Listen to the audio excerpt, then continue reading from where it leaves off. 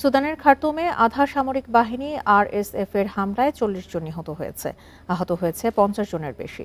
শনিবার এই তথ্য জানিয়েছে কাতার ভিত্তিক সংবাদ মাধ্যম Al Jazeera.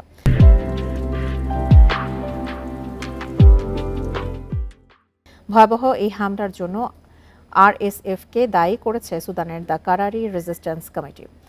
হতাহতদের Al Nao university সহ বিভিন্ন হাসপাতালে পাঠানো হয়েছে। এছাড়া গত বুধবার দেশটির ওয়াদ আল নওরা গ্রামে আরএসএফ এর হামলায় নিহত হয় অন্তত ৩৫ জন শিশু এবং আহত ২০ জন।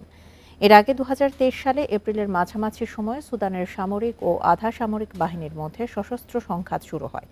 জাতিসংঘের তথ্য মতে সংঘাত শুরুর পর থেকে এই পর্যন্ত নিহত হয় ১৫,৫০০ মানুষ।